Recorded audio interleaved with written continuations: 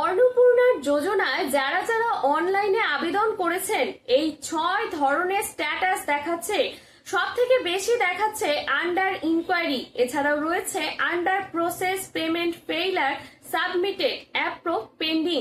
তবে এই 6 ধরনের স্ট্যাটাস দেখালে আপনি কি করবেন, কোথায় যেতে হবে, কি করলে আপনি দ্রুত টাকা পাবেন, সবকিছু আজকের এই ভিডিওতে বিস্তারিতভাবে জানাবো। তাই ভিডিওটি শেষ পর্যন্ত অবশ্যই দেখুন। শুনুন যে অন্নপূর্ণা ভান্ডার প্রকল্পের বিভিন্ন স্ট্যাটাসে আলাদা আলাদা অর্থ রয়েছে। সেই অর্থ অনুযায়ী আপনাদের কি করতে হবে আজকে সবকিছু জেনে নিন। যে প্রথমেই বলি যে আন্ডার ইনকোয়ারি বা আন্ডার প্রসেস নিয়ে, এর অর্থ হলো যে এর মানে আপনার জমা দেওয়া আবেদনটি বর্তমানে সরকারি আধিকারিকরা যাচাই বা স্ক্রুটিনি করেছেন। অনেক আবেদনকারীর ক্ষেত্রে আগে রিজেক্টেড দেখালেও তা পরবর্তী এখন সবুজ কালিতে আন্ডার ইনকোয়ারি দেখাচ্ছে, যা একটি ইতিবাচক লক্ষণ। এরপর এরকম দেখালে আপনি কি করবেন? এই ক্ষেত্রে আপনাকে আপাতত অপেক্ষা করতে হবে। প্রশাসন আপনার তথ্যগুলো পুনরায় খতিয়ে দেখছে। যদি কোনো ভেরিফিকেশনের জন্য প্রতিনিধি আসেন তবে সঠিক তথ্য দিয়ে সাহায্য করুন। এরপর যদি থাকে পেন্ডিং বা সাবমিটেড দেখালে কি করবেন?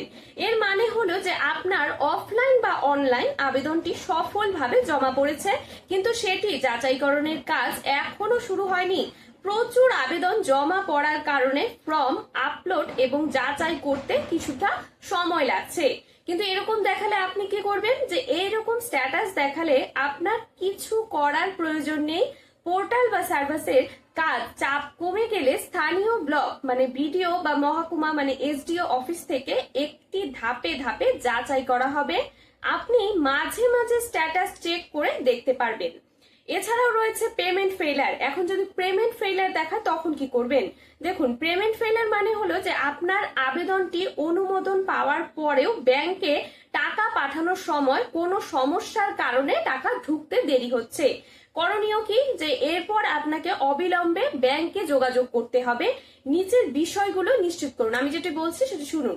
যে আপনার ব্যাংক অ্যাকাউন্টের সাথে আধার সিডিং, ডিবিটি মানে ডাইরেক্ট বেনিফিট ট্রান্সফার চালু বা লিংক করা আছে কিনা। তারপর রয়েছে যে আপনার ব্যাংক অ্যাকাউন্টটি সচল আছে কিনা, সেটা গিয়ে শুনুন। এছাড়াও যে ব্যাংকের পাসবুকের নামের বানানের সাথে আধার কার্ডের নামের বানান মিল আছে কিনা। সমস্যা থাকলে ব্যাংকে গিয়ে কেওয়াইসি আপডেট করুন। এরপর রয়েছে অ্যাপ্রুভ। এখন যদি অ্যাপ্রুভ দেখায় তখন কি করবেন? যে অ্যাপ্রুভ হলো আপনাকে বলছি অভিনন্দন, কারণ আপনার আবেদনটি সফলভাবে গৃহীত এবং অনুমোদিত হয়েছে। এখন আপনার কি করণীয়?